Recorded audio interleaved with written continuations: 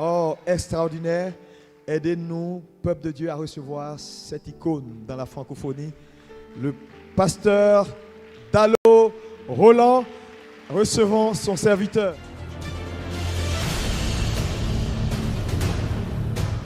Vous savez, les gens aiment le leadership juste parce qu'il y a un problème. C'est quand il y a un problème aussi qu'on voit les vrais leaders. J'aimerais dire aux leaders, c'est le droit de ceux qui sont derrière quand il y a un problème de se tourner vers vous. Il est marié à Viviane Malemba depuis 27 ans, avec qui il a 4 magnifiques filles.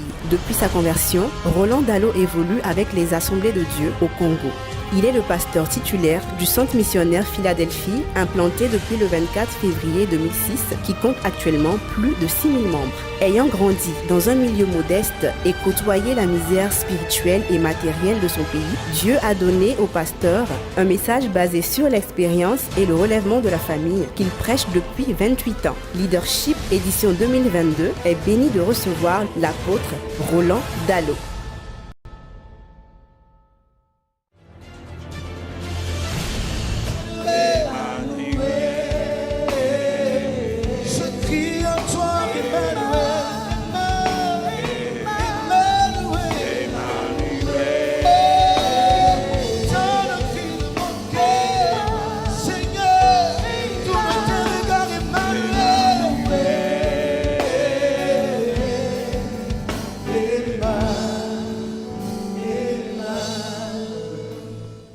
Emmanuel, Dieu avec nous.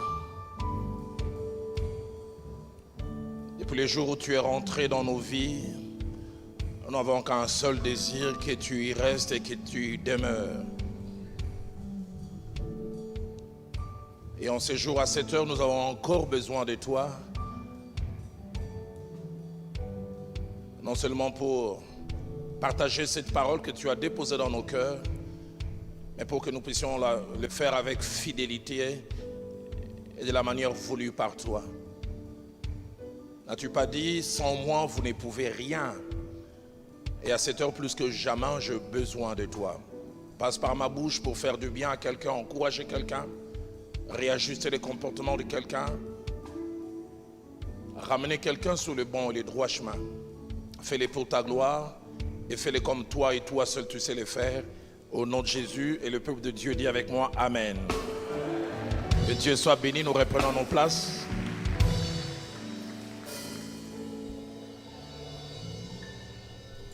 Je rends grâce à Dieu pour ces quelques minutes que je puis suivre le pasteur Mohamed Sanogo, qui a parlé sur le cœur, et le petit bout apporté par pasteur Marcelo. Quelle richesse! Je dis encore merci au pasteur Alexandre Amazou et à son épouse, que j'apprends à connaître. Un couple merveilleux qui fait la fierté de l'œuvre du Seigneur. Est-ce qu'on peut apprécier ce couple?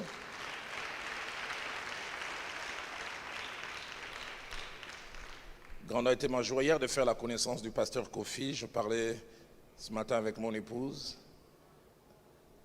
de la rencontre avec cet homme durant quelques minutes. Mais un peu comme la Bible dit, le cœur de Jonathan s'attacha, l'âme de Jonathan s'attacha à l'âme de David. Quelque chose s'est passé.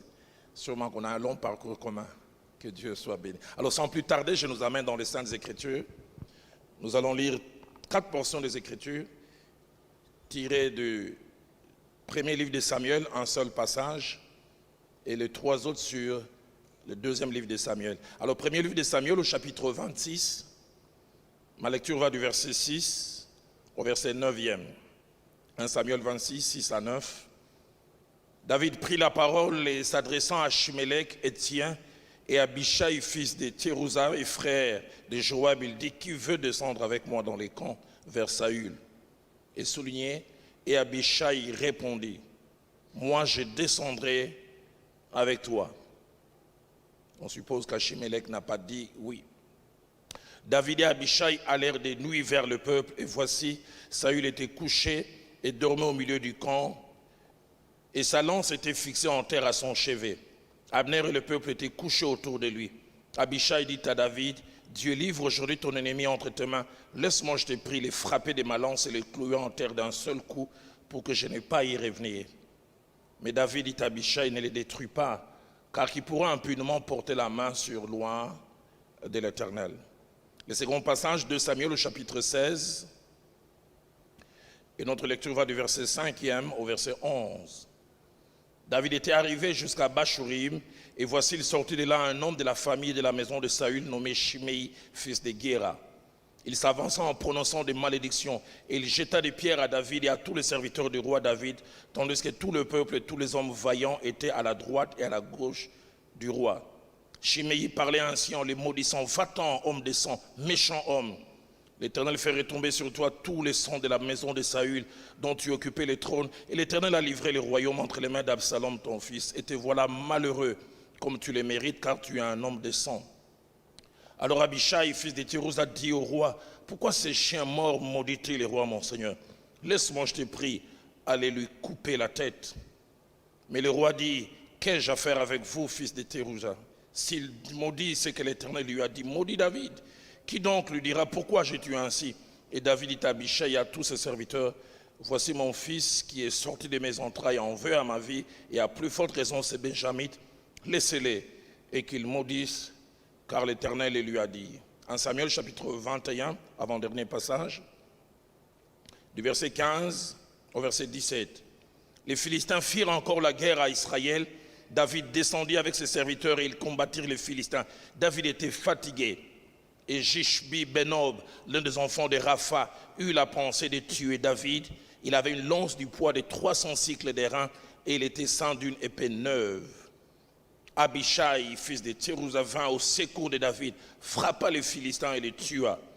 Alors les gens de David jurèrent en disant: tu ne sortiras plus avec nous pour combattre et tu n'éteindras pas la lampe d'Israël. Et puis dernier passage, deuxième livre de Samuel au chapitre 15. Du verset 16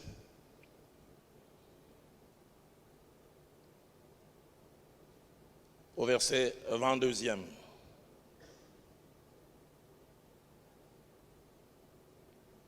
Le roi sortit et toute sa maison les suivait, et il laissa 10 concubines pour garder la maison. Le roi sortit et tout le peuple les suivait, et ils s'arrêtèrent à la dernière maison. Tous ses serviteurs, tous les Kérétiens, tous les Pélétiens passèrent à ses côtés. Tous les Gatiens, au nombre de 600 hommes venus de Gath à sa suite, passèrent devant le roi. Le roi dit à Itaï de Gath: pourquoi viendrais-tu aussi avec nous? Retourne et reste avec le roi, car tu es étranger et même tu as été emmené de ton pays. Tu es arrivé d'hier, aujourd'hui je te ferai errer avec nous ça et là, quand je ne sais moi-même où je vais. Retourne, emmène tes frères avec toi, que l'Éternel use envers toi de bonté et de fidélité. Verset 21. Itaï répondit au roi et dit: l'Éternel est vivant et mon Seigneur le roi est vivant. Au lieu où sera mon Seigneur le roi, soit pour mourir, soit pour vivre, là aussi sera ton serviteur. David dit alors à Itaï: va, passe. Et Itaï de Gath passa avec tous ces gens et tous les enfants qui étaient avec lui. Je voudrais durant quelques minutes parler sur le thème: c'est que Abishai et Itaï de Gath nous enseignent sur le leadership et la loyauté. C'est que Abishai et Itaï de Gath nous enseignent sur le leadership et la loyauté. Je voudrais mettre devant nous 5 informations ou mentionner 5 choses en introduction attachées à Abishai ainsi que Itaï de Gath. La première, c'est que tous les deux ont été proches de David, mais ayant des origines différentes. Abishai était israélite, et d'après 2 Samuel au chapitre 23, au verset 18, il était fils de la sœur de David, appelée Thérouza, et avait aussi 2 autres frères qui ont été très actifs à côté de David, Joab ainsi que Azaël. Par contre, Itaï de Gath, 2 Samuel chapitre 15, verset 19 à 20, montre qu'il était originaire du pays des Philistins, de Gath, étranger, et que même il n'avait pas rejoint David, ça faisait longtemps. David fait mention de cela au verset 19-20 en disant: tu es étranger et tu as été emmené de ton pays et tu es arrivé hier. Deuxième chose attachée aux deux, Abishai et Itaï de Gath, c'est que les deux ont joué des rôles différents à côté de David mais ont tous été très utiles. Abishai, quand nous lisons 2 Samuel chapitre 23, versets 8 à 39, il est placé parmi les vaillants hommes de David. Les gens qui ont soutenu David, qui l'ont aidé à devenir roi et à asseoir son autorité. 2 Samuel au chapitre 23, verset 18, nous relate même un de ses hauts faits pour protéger David. Il est dit, il brandit sa lance sur 300 hommes et le tua à sa force au service de David.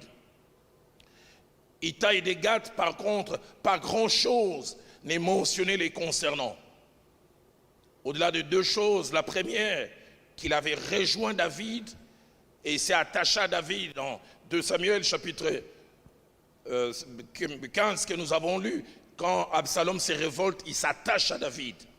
Mais aussi 2 Samuel chapitre 18 au verset 2 nous montre que finalement quand l'armée de David doit aller combattre celle d'Absalom, David a subdivisé l'armée en 3 parties en confiant chaque partie à l'un des généraux, Joab une partie, Abishai une partie et étrangement à Itaï de Gath aussi une partie en étranger. Mais 2 Samuel chapitre 23 verset 29 greffe aussi Itaï de Gath parmi les vaillants hommes de David.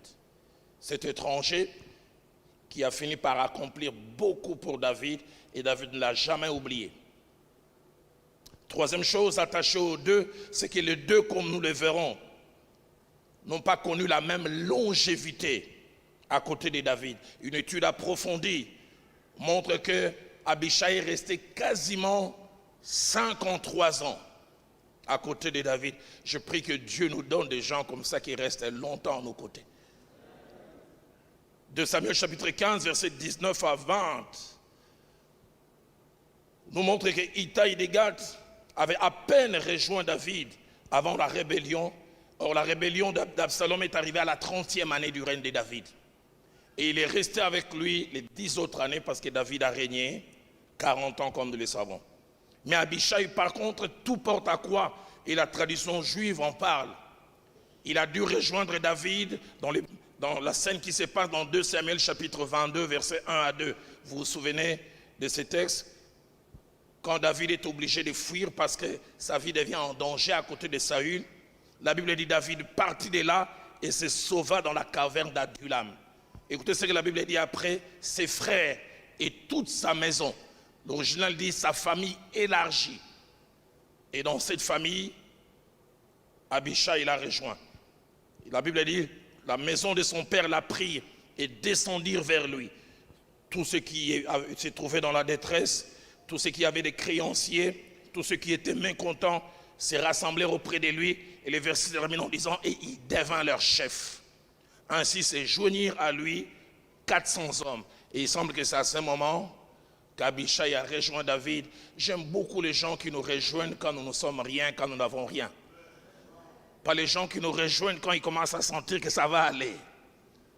Les ralliements de la 11e heure.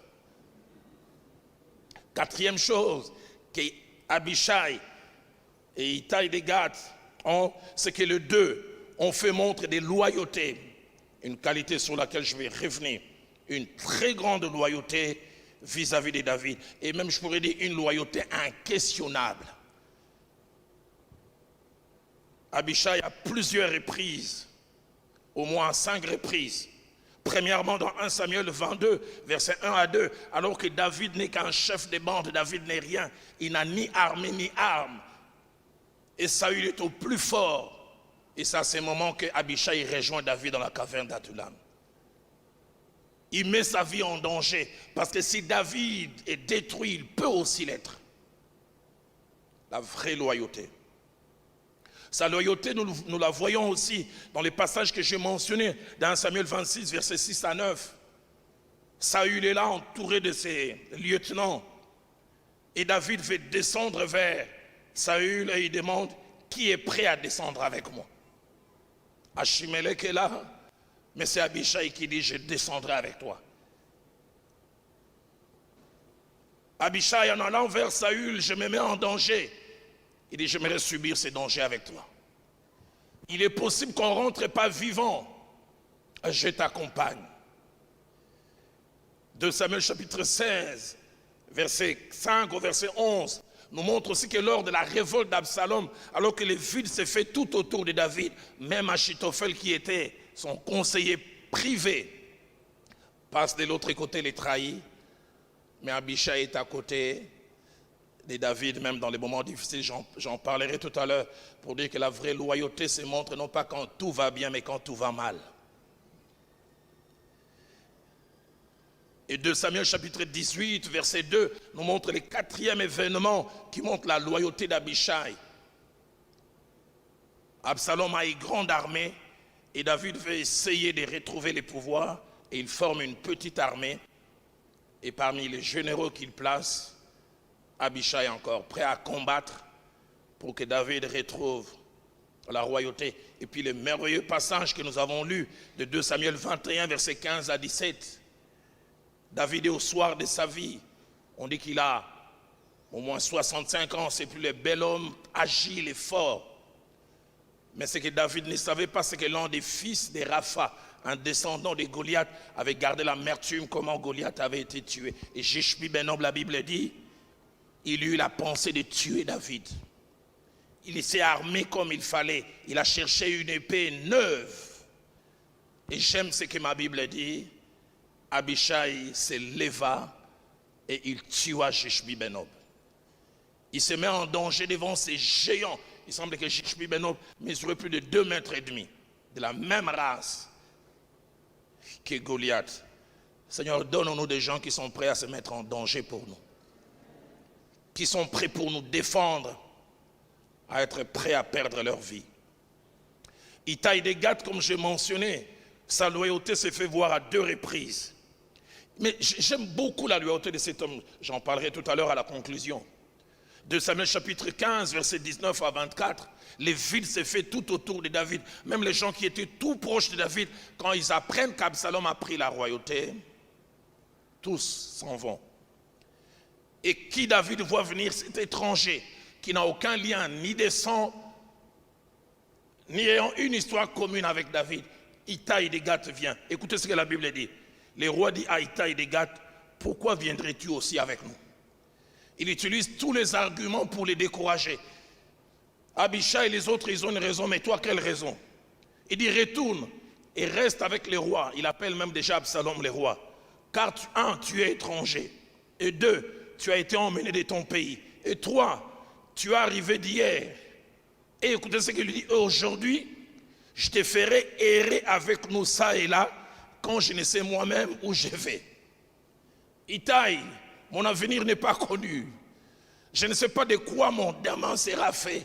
Tu as tout à gagner en restant. Et il est béni même que l'Éternel use de bonté et de fidélité envers toi. J'aime la réponse de Itaï que Dieu nous donne d'avoir des Itaï autour de nous par centaines et par milliers, mais que nous soyons aussi des Itaï pour quelqu'un. Itaï répondit au roi, l'Éternel est vivant et mon Seigneur le roi est vivant. Au lieu où sera mon Seigneur le roi, soit pour mourir, soit pour vivre, là aussi sera ton serviteur. Waouh! David n'est pas dans le meilleur moment de sa vie, mais Itaï est prêt à s'attacher à lui en ces moments-là. Je suis prêt à mourir avec toi. 5e chose, c'est que les 2, au travers de leur loyauté, nous enseignent plusieurs choses dans les rapports leaders et collaborateurs. Je prendrai ça tout à l'heure vers ma conclusion. Mais puisque nous parlons de la loyauté, qu'est-ce donc la loyauté? 3 petites définitions. La première, la loyauté est définie comme étant la qualité d'une personne fidèle dans son engagement vis-à-vis d'une autre, quels que soient les changements de la vie. Qualité d'une personne fidèle dans ses engagements vis-à-vis d'une autre, quels que soient les changements de la vie. Deuxième définition de la loyauté, c'est la capacité à être fidèle à une personne qui se manifeste par un attachement constant et une défense des intérêts de la personne que l'on porte à cœur. Et cela accompagné d'un sens de l'honneur élevé. Et ce sens de l'honneur élevé vis-à-vis de la personne, se fait voir en sa présence et même en son absence. Parce que la vraie loyauté, ce n'est pas seulement quand je suis là. J'en parlais tout à l'heure, il y a des loyautés théâtrales. On joue un rôle pour faire plaisir, mais derrière les dos, on dit autre chose. Troisième définition de la loyauté, c'est une fidélité manifestée par une conduite vraie, sincère et constante vis-à-vis d'une personne à laquelle on est attaché. Je voudrais rapidement mentionner quelques principes, il y en a 9 en rapport avec la loyauté. Premier principe, la loyauté, c'est l'une des qualités principales à rechercher lorsqu'on a des collaborateurs. L'une des qualités principales. Mon pasteur qui m'a appris les b.a.-ba du ministère m'a donné ses conseils très jeune. Il dit, Roland, si dans l'œuvre de Dieu, tu peux trouver des personnes à la fois compétentes et loyales, bénis Dieu. Mais puis il a ajouté, si finalement tu trouves des personnes qui manquent l'une des qualités, il dit, mieux vaut prendre des personnes loyales dans lesquelles tu vas placer des compétences que de prendre simplement des personnes compétentes et qui n'ont pas la loyauté.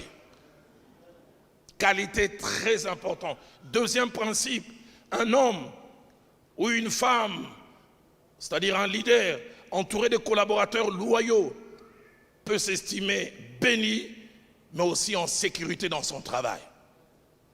Avoir des personnes loyales, bénédiction et source de sécurité.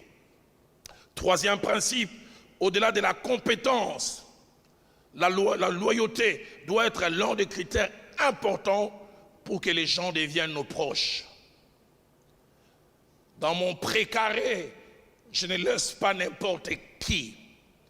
Les critères de la loyauté est d'une très grande importance. Quatrième principe, la vraie loyauté ne se juge pas sur le court ou sur le moyen terme, mais la vraie loyauté se juge et se mesure sur le long terme. Il y a des gens qui sont loyaux un moment et puis déloyaux les temps d'après. David croyait à la loyauté d'Achitophel jusqu'à ce qu'Absalom s'élève. Cinquièmement, dans les relations ministérielles, il y a 2 sortes de loyauté. Premièrement, il y a celle qu'on exige aux autres et qu'on impose. Ma petite expérience m'a montré que cette loyauté ne dure pas. On l'impose, vous devez m'être loyal. Vous devez. Mais deuxièmement, il y a la loyauté que l'on sème et que l'on finit par moissonner chez les autres. Et nous allons en parler tout à l'heure en montrant combien Abishai a été d'une grande loyauté vis-à-vis de David, mais la loyauté d'Abishai, c'était une moisson.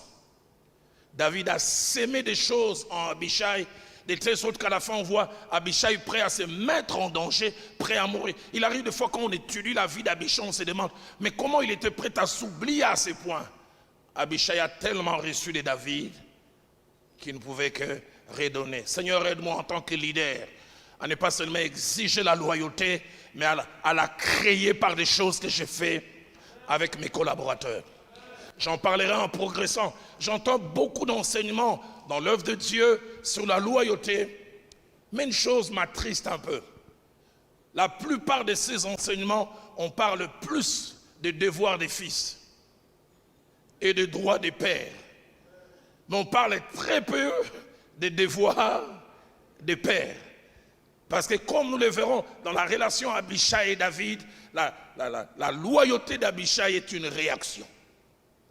David a tellement fait pour moi que je ne peux que les protéger et les défendre. Sixième chose, la vraie loyauté n'est pas seulement exiger des collaborateurs ou des personnes sous nos ordres. Un bon leader est aussi appelé à être loyal vis-à-vis de ses collaborateurs. Si le leader ne supporte pas qu'on dise du mal de lui et en sa présence, et même derrière son dos, j'ai appris la décision à ne jamais abaisser mes fils. Ils apprendront cela, ils ne vont rien dire parce que je suis papa. Mais ils apprennent derrière, le vieux m'a minimisé. Et j'attends d'eux un certain comportement, mais que je ne leur donne pas. Que Dieu nous donne à comprendre ces principes. Mon pasteur disait cette phrase qui m'est restée toutes ces années. Il a dit: la loyauté du leader engendre la loyauté des fils. Un père loyal avec ses fils, à moins qu'il soit Judas Iscariote, il finit par moissonner aussi la loyauté de ses fils. Septième chose, septième principe, c'est que dans les ministères, on trouve 3 sortes de loyauté. Premièrement, il y a la loyauté forcée, exigée par un leader. Vous devez être loyal, sinon Dieu va vous maudire. Deuxièmement, il y a la loyauté théâtrale. Elle est inexistante, mais on joue un rôle. Oui, daddy. Oui, papa. Mais dès qu'il tourne les dos, on a un autre langage. Et troisièmement, il y a la vraie loyauté et la sincère. Et c'est celle que je trouve dans la relation de David avec Itaï et Gath, mais aussi dans la relation de David avec Abishai. Huitième et avant-dernier principe, c'est que la vraie loyauté dans les rapports père-fils a 2 effets. Premièrement, la loyauté sécurise le père. Combien c'est merveilleux d'avoir des fils dont on reconnaît la loyauté. On peut partir et ne pas avoir peur. Il peut me donner un verre d'eau et je ne suis pas obligé de regarder. Oh, ce qu'il y a là en bas, c'est bizarre. Hein? Est-ce qu'il ne cherche pas à m'éliminer? Deuxièmement, la vraie loyauté attire la bénédiction sur les fils. Un fils loyal est toujours béni. 9e principe très important qui me sert de transition pour aller petit à petit vers ma conclusion tout à l'heure, c'est que la loyauté est souvent la réponse du fils vis-à-vis d'un bon et vrai père. Seigneur, donne-nous dans l'Église à être non seulement des leaders, mais à être des pères et des frères. Les fils sont et deviennent des fils loyaux lorsqu'ils trouvent des pères remplissant certains critères. 5 que je vais mentionner rapidement. Premièrement, lorsque les fils rencontrent des pères qui les aiment et qui les aiment réellement. Dans les rapports père-fils, les fils ne doivent pas supposer l'amour. Ils doivent sentir cela. Ils doivent voir cela. Père, est-ce que vos fils sentent que vous les aimez? Est-ce qu'ils réalisent que vous avez un réel amour? Un fils dans la foi me disait: pasteur, pour mon père, je ne suis qu'une source de dîmes. Il appelait même son père Dimovore, consommateur de dîmes. Je n'existe que pour réclamer les dîmes. Mais il ne m'appelle jamais pour comment va l'église. Il ne m'encourage jamais, il a suivi une prédication. Waouh, c'était fantastique. Les fils veulent sentir l'amour, les vrais. Savez-vous que même Jésus-Christ, fils de Dieu, dans la chair, il a eu besoin que quelqu'un les réclame comme étant une partie de lui et lui prouve l'amour. Matthieu chapitre 4, verset 12, le jour du baptême de Jésus-Christ, la Bible dit: et voici, une voix se fit entendre des cieux, celui-ci est mon fils bien-aimé. Les fils ont besoin de sentir que quelqu'un les réclame. Celui-là, il m'appartient. Dalo, il est à moi. Tel qu'il y a à Daloa, c'est mon fils. Celui-ci est mon fils bien-aimé. Et le Père a ajouté: en qui j'ai mis toute mon affection. Jean 13, versets 23 à 24. L'apôtre Jean pouvait même lui-même se qualifier: je suis le disciple que Jésus aimait. Il savait cela. Et même les autres savaient, les disciples que Jésus aimait. Dans 1 Corinthiens 4, au verset 17, l'apôtre Paul, parlant de son fils dans la foi, Timothée, écoutez comment il appelle: mon enfant bien-aimé et fidèle dans le Seigneur. Où sont les pères qui aiment les fils? et les fils les sentent. Dans 1 Timothée chapitre 1er verset 2, il dit il appelle mon enfant légitime en la foi. 2 Timothée 1:2, il appelle mon enfant bien-aimé. Je bénirai jamais Dieu pour les pères que Dieu m'a donné, le feu Jacques-André Vernon, qui est maintenant auprès du Seigneur. Non seulement qu'il m'aimait, mais comme la Bible dit, n'aimait point en parole simplement, mais aimait en vérité. Il ne faisait jamais un voyage en rentrant sans me ramener un livre. Et ces livres, il ne les obtenait pas gratuitement. Il achetait. Il me faisait des remarques quand j'ai raté un message, mais il m'encourageait aussi. Je n'ai jamais oublié la joie que j'ai ressentie un jour. Un dimanche, j'ai fini de prêcher au premier, je rentre avec lui dans le bureau, il me transporte d'Allo, c'était merveilleux. J'avais l'impression qu'il m'est dopé. Un vrai amour. Pas de père silencieux. Comme cet homme d'une tribu de chez nous. J'ai eu à gérer un cas avec son épouse. Son épouse s'est plaint, pasteur, il faut prier pour ton frère. Il ne me fait jamais des compliments. Écoutez la réaction de cet homme, pasteur. Moi, mes compliments, c'est le silence.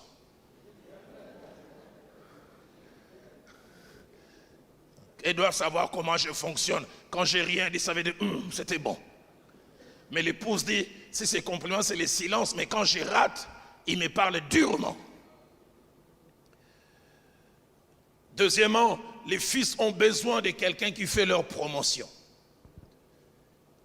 Quelqu'un qui fait leur promotion.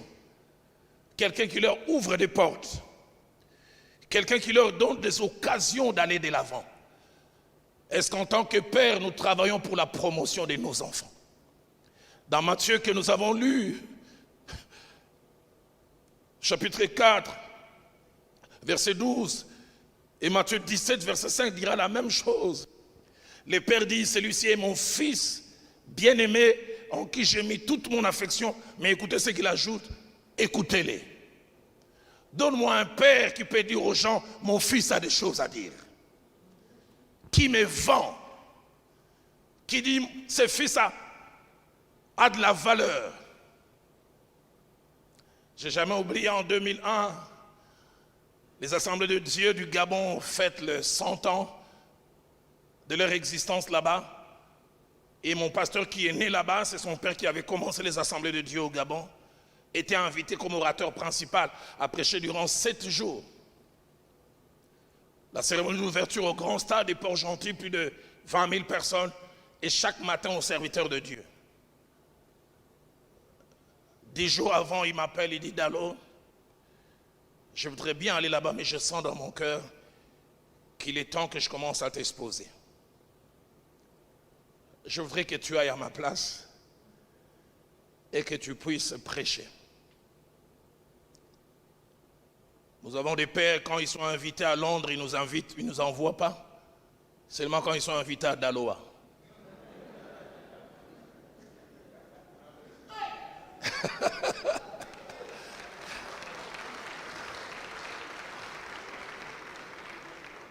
Dans les coins reculés où il y a ni Internet ni autre chose. J'ai été très très touché il y a quelques années comment le bishop T.D. Jakes a des grandes activités, qu'il avait des méga fests. Il prenait toujours l'un de ses fils. Il lui donne 1 heure et il a un impact mondial.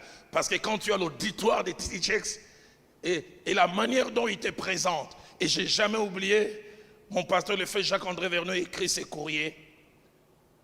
Il écrit aux Assemblées de Dieu du Gabon, il dit, je sais que vous attendiez que je vienne, mais ce jeune homme est pour moi comme Timothée était pour Paul. Il est dans sa phase de croissance, mais je peux vous dire, dans 5 ans, il me dépassera. Il sème la foi en moi dans les autres. Il dit, écoutez-le et vous ne le regretterez jamais. J'oublie jamais, j'arrive le premier jour et je donne les courriers au responsable de l'Assemblée de Dieu du Gabon. Il finit de lire, et puis il me dit, petit, toi tu sauras prêcher ici. Il dit, j'ai vu, le pasteur Jacques a écrit, et puis il me dit, dans les programmes, on avait prévu 10 interventions pour le pasteur Jacques, mais par respect pour lui, on t'accorde une seule, et celle de l'introduction. Le reste, tu dois t'asseoir, acheter un cahier et voir comment tu vas apprendre. Je dis pas de problème. Je suis allé, j'avais déjà préparé mon message au pays. On me dira après parce qu'il était derrière moi. Je ne les voyais pas. On a dit que durant les 45 minutes du message, il est resté 40 minutes debout. Il voulait s'asseoir, des choses profondes étaient dites, il s'est relevé encore. J'oublie jamais quand j'ai fini, Amen, il est revenu, il dit, jeune homme, je t'ai remis les 9 autres.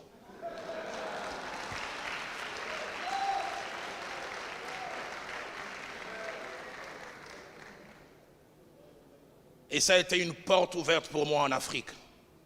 Donne-nous des pères qui font notre promotion. Des pères qui nous vendent. Paul écrivant à Philémon, écoutez ce qu'il dit dans Philémon chapitre 1 verset 17, recommandant Onésime, il dit, reçois-les comme moi-même.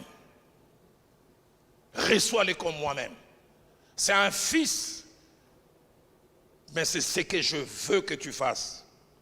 Dans Philippiens chapitre 2 verset 29, l'apôtre Paul recommandant Épaphrodite, écoutez ce et d'autres personnes, il dit, recevez-les donc dans le Seigneur avec entière joie et honorez de tels hommes. Les fils ont besoin des pères qui font leur promotion. Je suis allé prêcher au sud-est de notre pays, à Lubumbashi. On m'a reçu 3 fois. La 3e fois, j'ai dit, j'ai un fils qui s'appelle Pasteur Ken. Quand je l'entends prêcher, j'ai envie de dire comme Jean-Baptiste, je ne suis pas digne de délier les courroies de ses sandales. J'ai dit, si vous l'invitez, vous allez m'oublier. Et pourtant, ces gens me trouvaient un peu spécial. Et j'ai tellement bien vendu le Pasteur Ken que l'année d'après, on a invité le Pasteur Ken. Peut-être qu'il faudra que je le vende aussi ici. Et quand il est arrivé, le pasteur m'a appelé et dit, waouh, ces genres de jeunes gens doivent revenir. 3e chose, les fils ont besoin de pères qui font montre de patience envers eux. De patience, qui supportent leurs manquements momentanés et qui continuent à croire qu'ils peuvent devenir demain ce qu'ils ne sont pas aujourd'hui. Patience. Mon pasteur, le frère Jacques-André Verneau disait, si la patience a 2 jambes, la première jambe de la patience, c'est que la patience accepte un présent non plaisant. Mais la 2e jambe de la patience croit que le présent non plaisant peut laisser la place à un futur plaisant. Seigneur, donne-moi un père qui croit que ce que je ne suis pas aujourd'hui, je peux le devenir demain. Donne-moi un père qui ne m'enterre pas avec mes manquements. J'en parlerai tout à l'heure à la conclusion. Abishai avait beaucoup de manquements. Pour un rien, Abishai voulait couper la tête. Veux-tu que j'aille couper la tête de Saül? Plus tard, quand Shimei est en train de jeter la poussière, Abishai vient encore. Veux-tu que je coupe la tête? David devait supporter les coupeurs de tête. S'il avait tué les coupeurs de tête, Jishbi Benob l'aurait tué. Parce que c'est finalement celui qui était enclin à couper les têtes, c'est celui qui l'a protégé quand les descendants de Goliath ont voulu les tuer. Donne-nous des pères qui croient que ce que nous ne sommes pas aujourd'hui, nous pouvons le devenir demain. Je suis né d'une famille de 5 enfants, une fille et 4 garçons, je suis le premier. Quand ma grande sœur a commencé à avoir 10 ans, ma mère a commencé à l'initier à préparer les foufous. Vous mangez les foufous ici? Et chaque fois, on préparait les feuilles de manioc qui accompagnent souvent les foufous chez nous et du poisson. Mais 9,9 fois sur 10, on était obligé d'inviter le lait et le sucre au secours. Et faire chômer les feuilles de manioc et les poissons pour ne pas perdre la matière première. Parce que ma grande sœur ratait toujours son foufou. Mais maman disait toujours, Marie-Jeanne, viens préparer encore. 5 ans après 1001 ratés, ma grande sœur est devenue tellement spécialiste en foufou qu'on a commencé à l'appeler Docteur S. Foufou. Mais pour qu'elle devienne Docteur S. Foufou, quelqu'un a cru que celle qui ratait aujourd'hui peut réussir demain. Psaume 103 au verset 13 dit, comme un père a compassion de ses enfants, l'Éternel a compassion de ceux qui les craignent. Donne-moi quelqu'un qui me fait don de la compassion. La patience n'exclut pas la frustration. Jésus a connu la frustration. Marc 9 verset 19 dit, race incrédule, jusqu'à quand serai-je avec vous? Jusqu'à quand vous supporterai-je? Luc chapitre 9 verset 50 au verset 55, il a été frustré de voir Jacques et Jean vouloir appeler le feu du ciel parce que les Samaritains n'ont pas voulu les accueillir. Jusqu'à quand serai-je avec vous? Et puis il a dit, vous ne savez de quel esprit vous êtes animés. Donne-moi quelqu'un qui ne m'enterre pas avec mes défauts. Donne-moi quelqu'un qui croit que celui que je ne suis pas aujourd'hui, je peux le devenir demain. Marc chapitre 10 verset 38, Christ a dû supporter la demande erronée des frères Zébédée, Jacques et Jean. D'autres évangélistes que ce sont eux-mêmes qui ont fait la demande. D'autres évangélistes que c'était leur maman. Veux-tu quand tu seras dans ton règne, que l'un de nous soit assis à ta gauche et l'autre à ta droite? Il leur dira, vous ne savez ce que vous me demandez. Ils ont des manquements aujourd'hui, mais ne les resteront pas. Quatrièmement, les fils ont besoin de pères qui prient pour eux. Qui prient pour eux. Qui luttent dans la prière. Qui payent un prix afin que les fils deviennent. Je garderai toujours en mémoire ces souvenirs que j'ai de cette année 88. 3 ans après ma conversion, il n'y avait pas de téléphone comme aujourd'hui. Je vais à plus de 3 kilomètres visiter l'un de mes pères, l'apôtre Gabriel Veilly, qui est au Canada aujourd'hui. Il habitait une parcelle où il était locataire et puis il y avait la bailleresse qui occupait la maison principale. Et j'arrive, je dis à cette dame, Marthe, je viens voir pasteur Veilly. Elle me regarde, c'était vers 8h30. Elle me dit, cet homme doit vraiment t'aimer. Il dit, chaque fois il se lève à 5h pour prier et il ne s'arrête jamais avant 9h30. Mais tu sais quoi? Depuis 7h30, j'ai bien comptabilisé. Il ne fait que prier en citant ton nom. Il ne savait pas que j'allais venir. Il ne savait pas que j'étais là. Et je me suis assis, pasteur Kofi, 45 minutes, et je l'entendais prier, Seigneur, que Dalo grandisse. Que Dalo devienne stable. Et je sentais il prier et pleurer. Quand il est sorti après, il avait les yeux tout rouges. J'étais touché dans mon cœur. Je n'ai jamais oublié. Je lui ai dit, papa, j'ai été touché par cette marque d'amour. Merci. Sa réaction, j'accepte pas ton merci. J'ai dit, pourquoi? Il dit, demain tu seras un père. La meilleure manière de me remercier, prie pour tes futurs enfants comme moi je l'ai fait pour toi.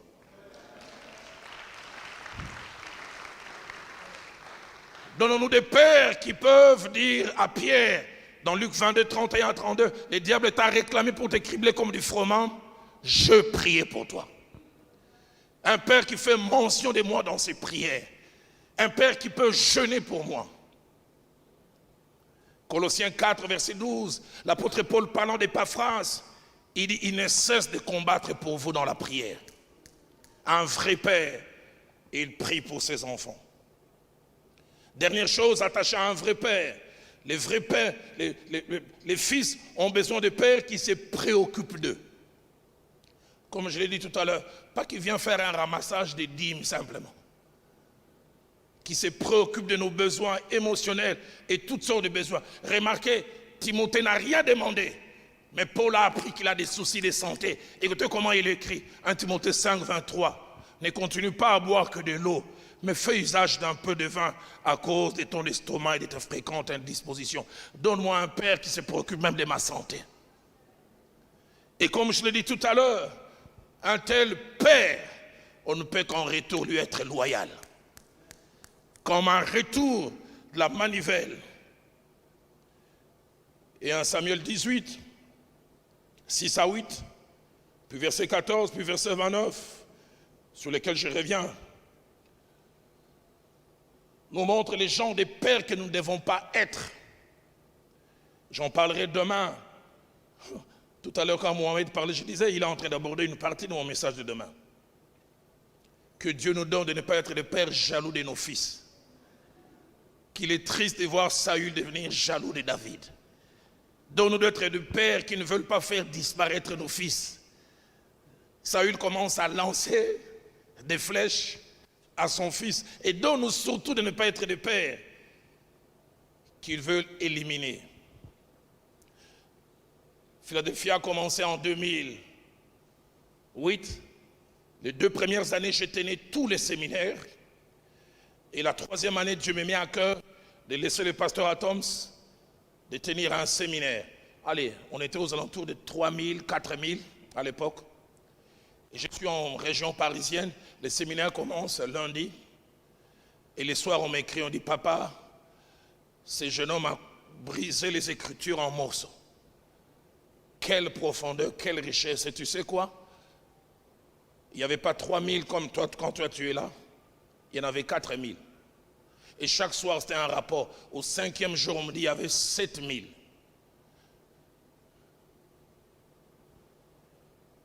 Le soir du 5e jour, un des membres de l'église m'écrit, j'ai jamais oublié son mail. Il m'appelle vieux. Il dit, vieux, le petit a fait monter la barre très haut. Augmente l'entraînement là où tu es.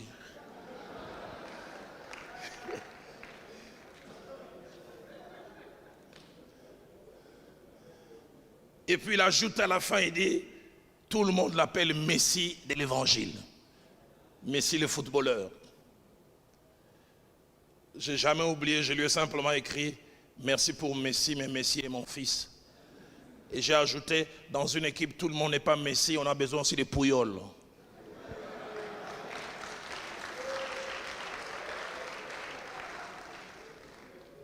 Et les jours où je rentre, je les présente, vous avez suivi toute cette profondeur. Ça vient de moi, les pères. Et j'ai même ajouté, est-ce que vous voulez qu'on les laisse encore prêcher dans les jours qui viennent? Tout le monde a crié oui, les prochains séminaires, je les laissé. Mon pasteur me disait, la vraie spiritualité d'un leader se montre quand un fils monte et que peut-être il commence à avoir plus de succès. Non, le Seigneur m'a convaincu que tu dois aller à Boaké. Ce n'est pas la conviction du Seigneur, c'est l'insécurité, la peur. Alors en conclusion, j'ai dit, si la loyauté d'Itaï et d'Abishai nous enseigne plusieurs choses, je prends ces deux et je conclus. La première, c'est que Dieu peut nous faire don des enfants de qualité et des enfants loyaux de manière inexplicable. Pourquoi je dis ça? La loyauté de Itaï n'a pas de base. C'est un étranger. À peine il est venu, mais il est plus loyal qu'Achitophel. À peine il vient d'arriver, mais il est prêt à mourir pour David. J'aimerais dire à quelqu'un, la loyauté quelquefois viendra de personnes dont tu t'entends les moins. Mais Dieu est capable de le faire. Parce que la Bible dit dans Jacques 1, verset 17, tout don parfait et toute grâce excellente vient d'en haut du Père des Lumières. Mais des fois aussi, les Itaï des Gath sont des récompenses de Dieu. Mon pasteur m'a donné ce principe spirituel. Il m'a dit, quand je commençais le ministère, il dit, Dieu donne des enfants de qualité à ceux qui ont été des enfants de qualité. Vous voulez un jour avoir des enfants de qualité, est-ce que vous-même vous l'avez été? Si vous l'êtes, Dieu vous récompensera. Parce qu'on ne moissonne que ce qu'on a sémé. Deuxième chose, je l'ai presque enseigné, c'est que la loyauté est souvent une moisson. Les fils nous redonnent ce que nous leur avons donné en premier.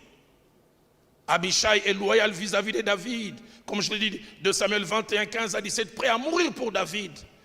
Abishai est prêt à combattre pour que David retrouve le trône. Alors qu'Absalom se révolte, de Samuel 18, verset 2. Parce que David a investi en lui. 4 choses.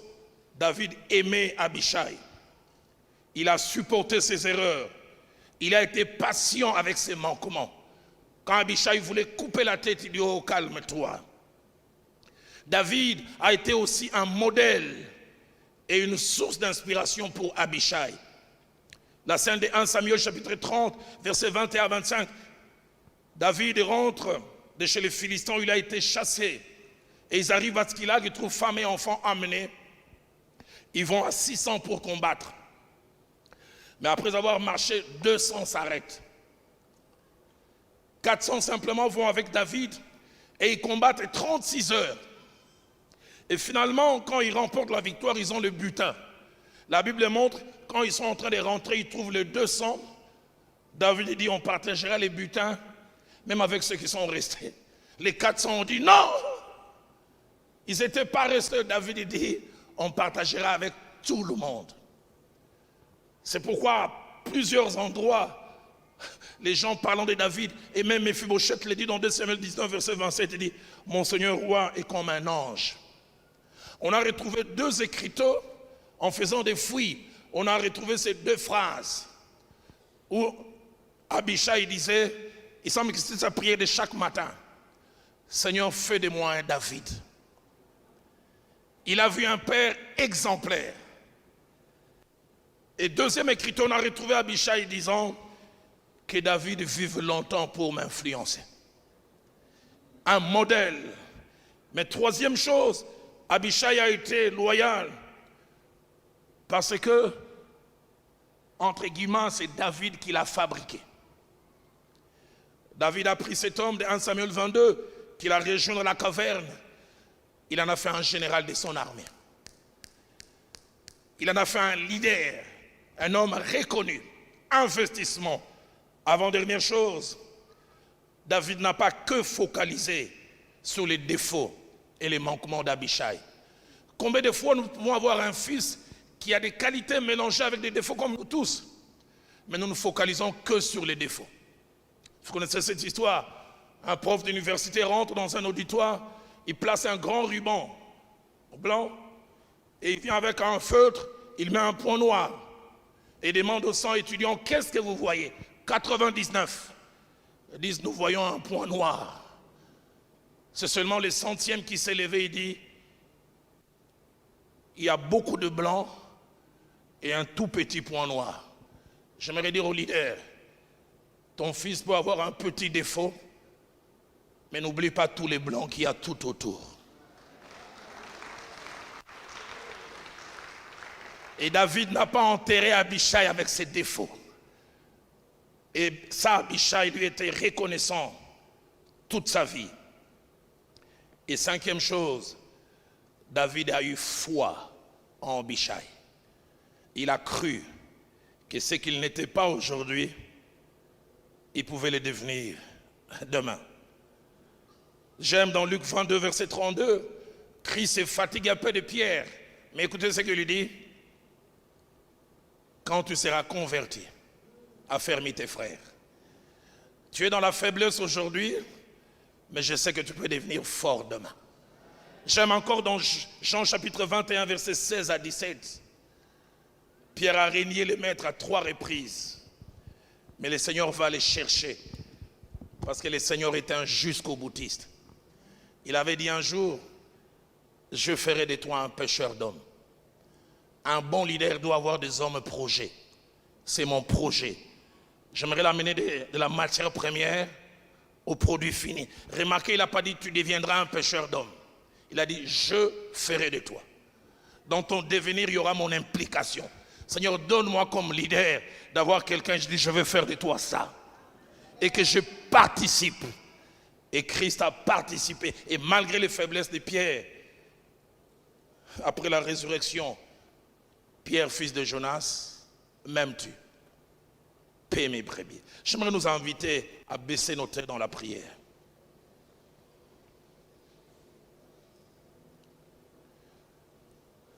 J'ai à cœur de lancer 2 appels. J'aimerais d'abord m'adresser aux pères, aux leaders, qui veulent dire à lui de cet enseignement, donne-moi le cœur de David. Donne-moi le cœur de David, qui a su faire d'Abishai le champion qu'il est devenu, qui a été patient avec lui, et qui finalement, comme la Bible dit, celui qui soigne son figuier en mangera les fruits. Il a fini par manger les fruits. Parce que le même Abishai, il a défendu, prêt à mourir quand David était en danger.